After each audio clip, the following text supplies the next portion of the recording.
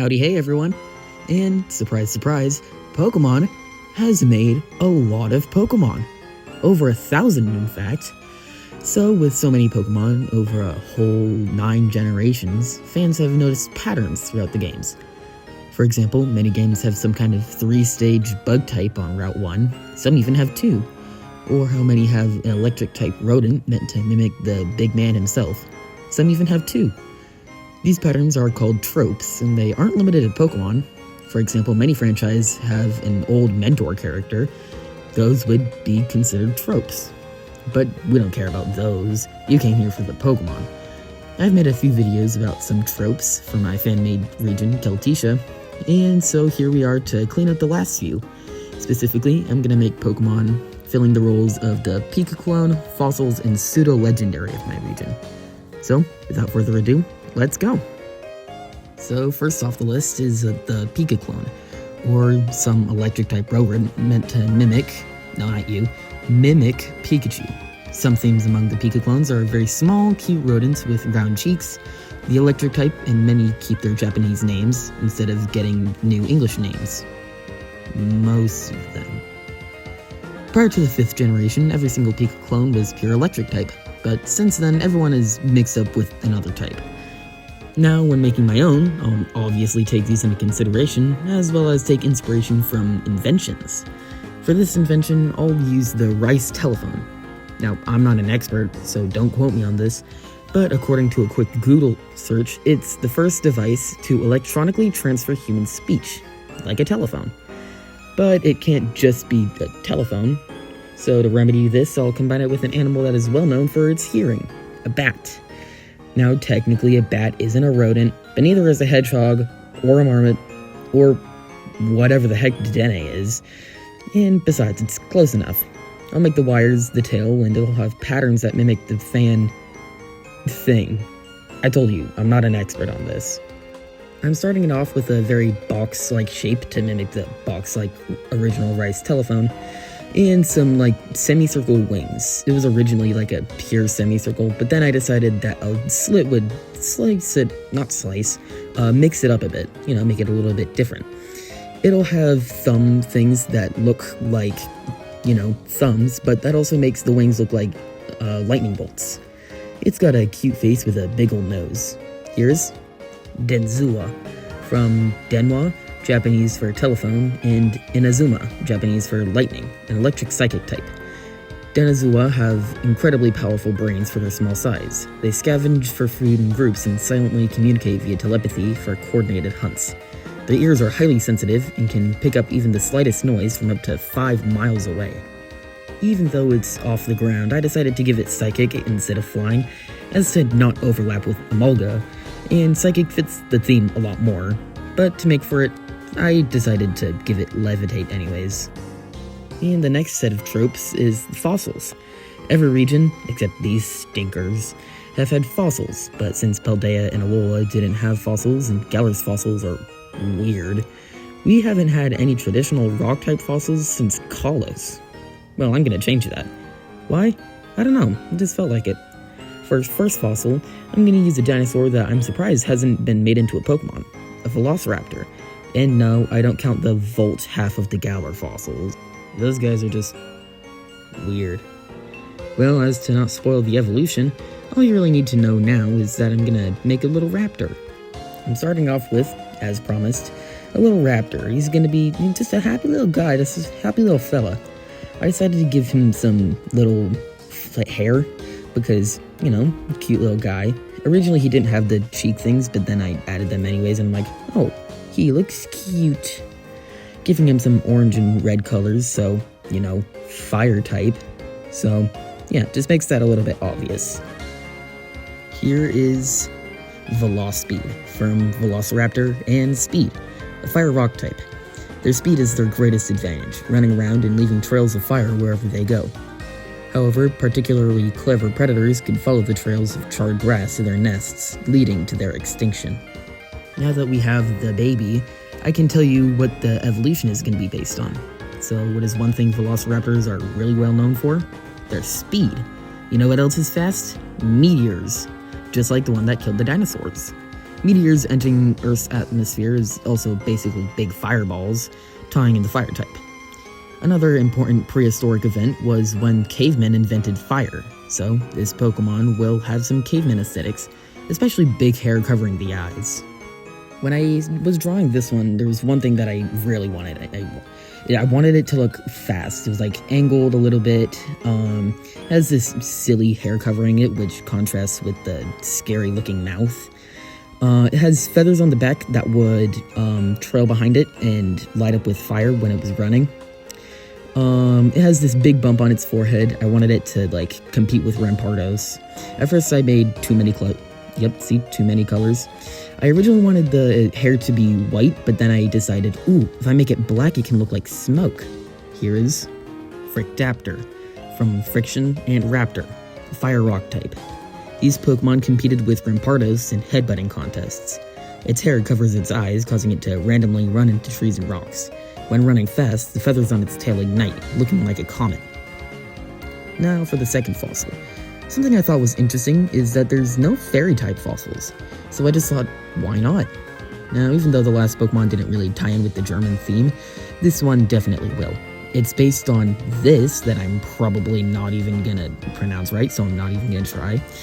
But it's basically a little pterosaur that flew around eating bugs. But look at him! He is quite literally a little creature. I love this little guy. I want him as a pet.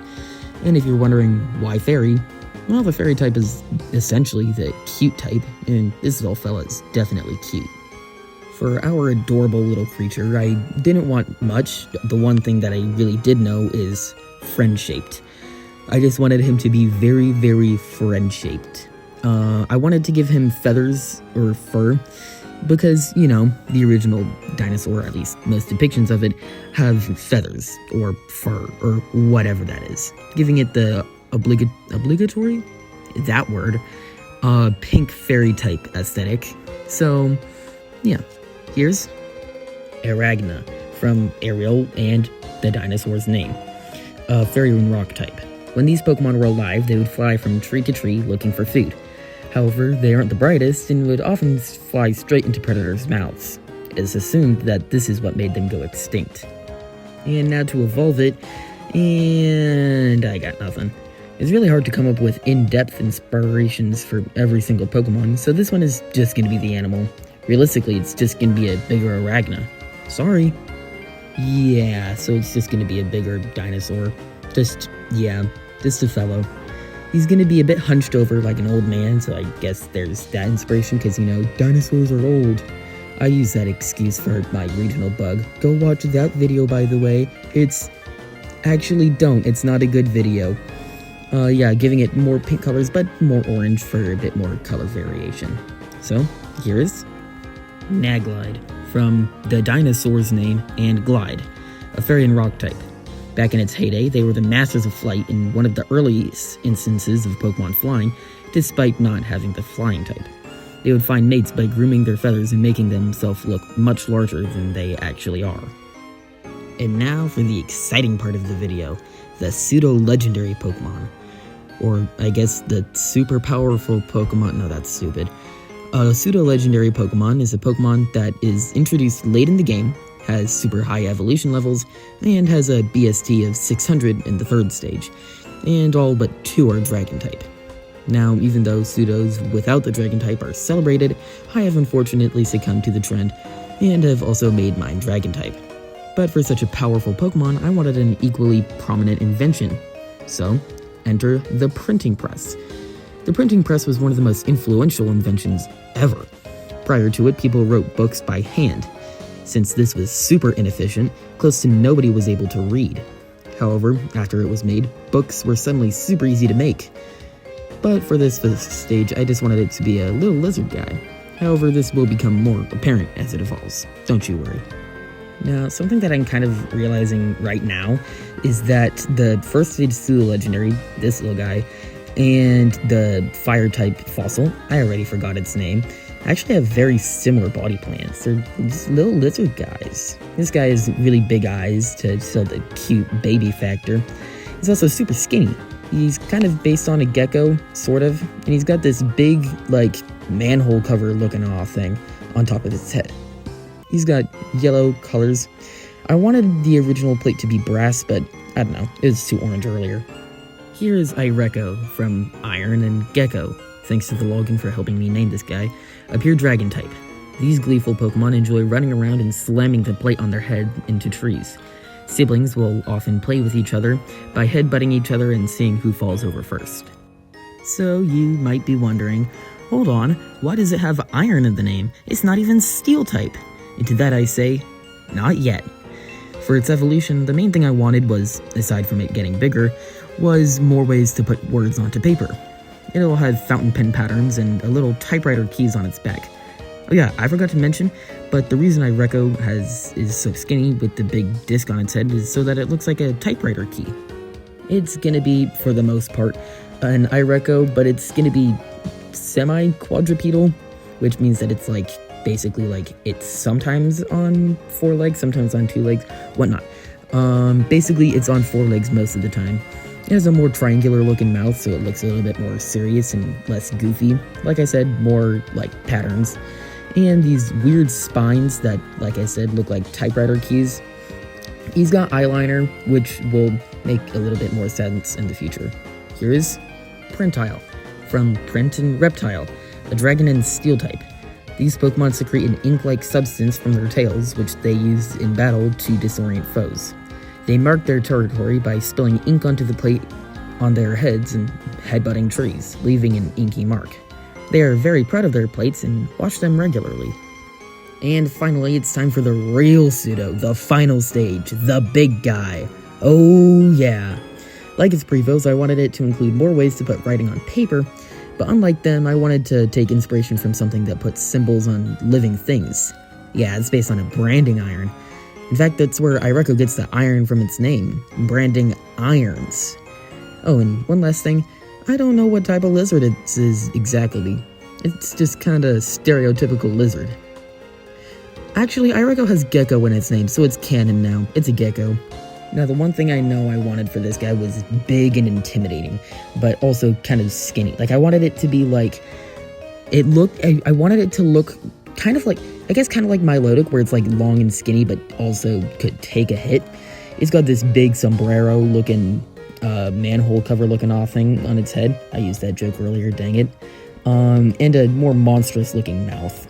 It also has the spines, which kind of makes it look Frankenstein-esque, which wasn't really intentional, but I'm not complaining. Here is Brandrake, from Brand and Drake, a type of dragon. It also sounds like mandrakes from Harry Potter, but that's a coincidence. Though a bit dim-witted, this Pokemon makes up for it in power. They attack by pressing the metal plate on their heads into opponents with such force it leaves a searing mark on the opponent's body.